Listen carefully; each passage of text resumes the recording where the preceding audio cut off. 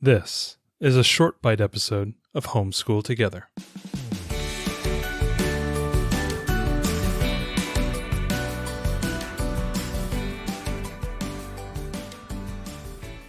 Hello and welcome to Homeschool Together. Thanks so much for joining us. This is a short bite edition.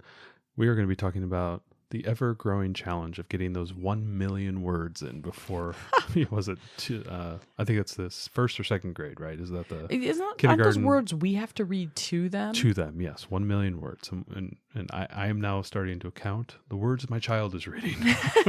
Yeah, that's part of it. and trust me, I do not have a running tally like a pedometer on my phone. Well, that's another 72 words. Ooh, give me ideas. I know we're getting lots of ideas.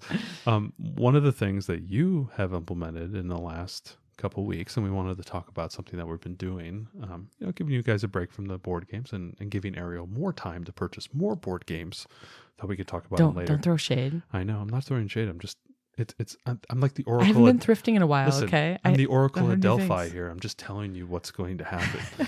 Okay. Listen, I may or may not have already bought things that aren't here yet. Board Game Geek hot gates, and we're going to be fighting our way through. One of the things you've implemented is this kind of idea of a reading challenge for our 6-year-old. Right. So just as a, let's give the people a little bit of a primer. We did the All About Reading level 1. Mm-hmm. That was very effective. We had a good time doing that. We are now into the All About Reading level 2. We're about 13 or 14 lessons into, I think, a 52 lesson plan. We're moving at a much higher clip than we did before. So my learner is picking up speed. We're also doing the All About Spelling level 1. I'm trying to get the right levels here because we're at different levels. And we're starting to do primitive spelling, so CVC spelling, very simple stuff. Including in that, we have begun to wrap in this idea of we need her to begin to pick up books that are not curriculum-based books, not Bob books, not simple books, but books that's something that she wants to read. Yeah, that she might enjoy. Yeah.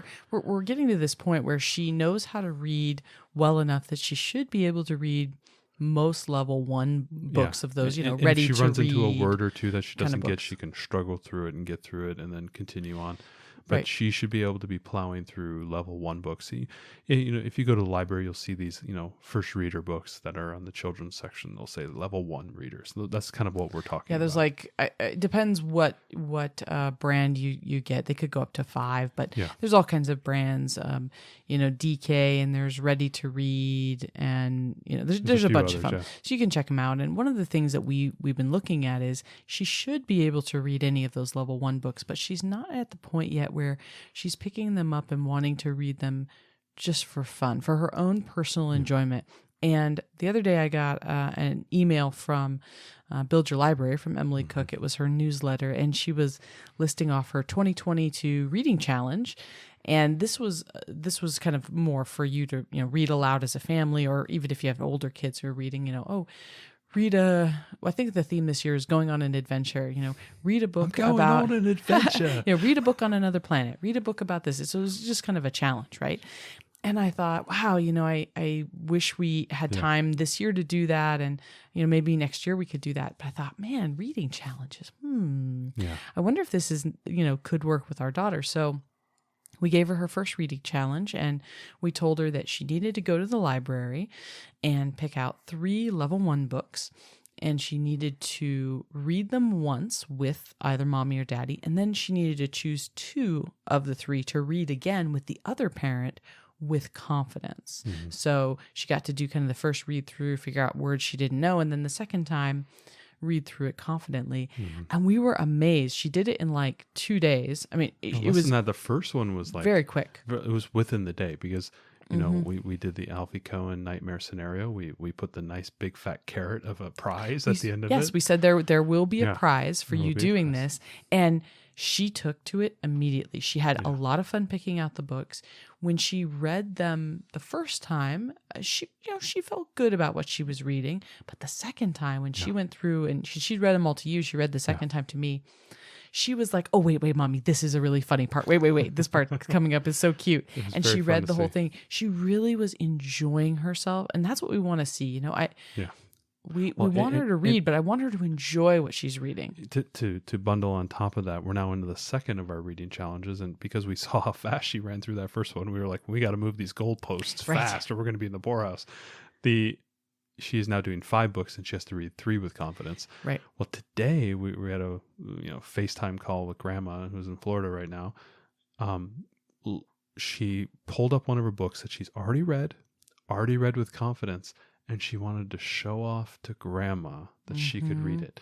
And she not once asked if it was going to be another confidence, one in her confidence column. It was something that she, could attribute to another book read. She just wanted to show off to Grandma how well she was reading. Yeah. And that was right there. And I was just sitting there. I was a proud, beaming dad. I was like, oh, this is it. This is the starting point where I think she's going to start taking off and starting to pick up the reading as something that she wants to do. For this week's challenge, she only has 1 book left, and she's been really enjoying it. She loves that she can read it. She's actually comprehending and enjoying the story. And she is excited that, there's a carrot, right? There's a prize. And so when I thought about this first, one of the things that I love to do, if you all don't subscribe to Slick Deals, I highly recommend it. That's with a Z, right? Slick Deals. No, I think it's with an S. Oh, okay. Well, we'll put a link in the show notes, so you can find it. But I've been a member of Slick Deals for a long time. Long time. And that's how I get a lot of games and books and other things at big discounts, is because when a deal comes up, it's a crowdsourced deal platform where people say, oh, hey, there's, this toys are 25% off at Target or whatever. And then, and you can put alerts on there for certain types of things. And so I have alerts for Lego and board games and a few different things. And when a deal comes up, it'll email you and you'll find out about it. You can also look daily at kind of the hot things, but a lot of times because we have kids, our stuff isn't with what the rest of society wants. I mean, I'm looking for a deal on a workbook or, or a toy or something like that. So I use these deal alerts, and in this case, I got a deal alert about Lego activity books. Yeah. And they were like, I think I was able to get them for like $4 a piece. And there are often deals like this. I mean, you can get a little golden book for $2 on Amazon sometimes, things like that, right? Where you can get a really great deal. Or if I'm out, I'm thrift shopping and I see a book that's almost like new, I'll pick it up. Or, I'm somewhere else. I see something on sale and I pick it up. And I do this all year long. Yeah. It's kind of a problem towards Christmas time because I don't actually know what's in my closet. I have so many things. But they make great prizes. They make great rewards for having really great behavior when we had to go to the doctor and get shots, or, things like that, where I don't want to. I remember my mom giving me things sometimes when I was especially good or especially helpful, and it always made me feel really good. I don't want to take her shopping for a toy every time like that. So I have this stash of things, and I try to make them have kind of an fun but educational bent. And so I have a bunch of these Lego activity books. They have a little Lego minifig in the front. It's worth a minifig. It's the price of entry right there. Right. They're Harry Potter Lego activity books. We'll link some in the show notes. And then inside, it's a whole bunch of fun activities. There's mazes, there's logic problems, there's visual perception of the differences problems. I mean, there's just all kinds of things like that. So it is kind of semi-educational. And that was her first prize for her first reading challenge. And she went bananas. I mean, she was begging me to do more problems. She was so excited. And I was like, wait a minute. I tricked you into reading, and now you're going to be doing learning, and you're just excited. You think the whole thing's fun. It was just great. Arrow got her little her parent badge magically appeared on her chest. You have leveled up to level 4 parent. So anytime there's something fun like a book of mazes, find something that you think your kid will really enjoy, but you can stash these away and then use them for special things. She was asking what kind of prizes could there be? And this week we've got I've got a little soccer set because soccer's starting, and I had gotten this soccer goal, and so I told her it was an extra big prize this week, so she was really going to have to earn it. But she's really excited about it. And so, use whatever you want. It's the fact that she gets to choose what she wants to read. Yeah. By going to the library, picking out the books she wants, It's not mommy or daddy telling you got to read the green book from All About Reading, or you got to go read these new Bob books, which I'm doing right now. Like, she knows the difference between a book that she has to read because it's part of her curriculum and versus something she's chosen. And she really likes the fact that she has the choice. She has the freedom to choose what she wants, and then that makes it more exciting. And I think that's kind of like that wrinkle difference that you're doing. And then obviously the big carrot at the end is always nice. Right. And I told her that, sometimes the prize might just be that we're going to sit down and watch a Harry Potter movie together that, we've already seen, but maybe we'll do it with popcorn. It doesn't have to necessarily be something that you buy. I think that should be really clear. You don't have to buy a prize, but it could be some special time with mom or dad. We'll make cookies tonight or something like that. Yeah. Right. It could be a board game after dinner that, your child's been waiting to play, or a family puzzle night or something like that. Right. It can be whatever you think would be most motivating to your child. But we wanted to share this with y'all because it really has been like a sensation in our household. Her doing these reading challenges, she's absolutely loved them. And we've seen her enjoyment of reading start to take off. We're still in the early stages, but we'll report back later on how it goes. As it's been going well so far. We're doing these as weekly challenges. Yeah. So, we'll see how it goes, but we wanted to tell you guys about it quickly because we've been loving it. And hopefully if you have a struggling reader or a reader that just isn't yet finding enjoyment in books, maybe give reading challenges a try. And if you have an older learner, definitely check out the Build Your Library 2022 Reading Challenge, because I thought that looked like a lot of fun and would love to participate in that in future years. What's your reading challenge, Sarah, this year? Oh, well, really just to keep up with our couples reading. I don't know if we've really talked about that this much on the show, but we have mentioned it here and there.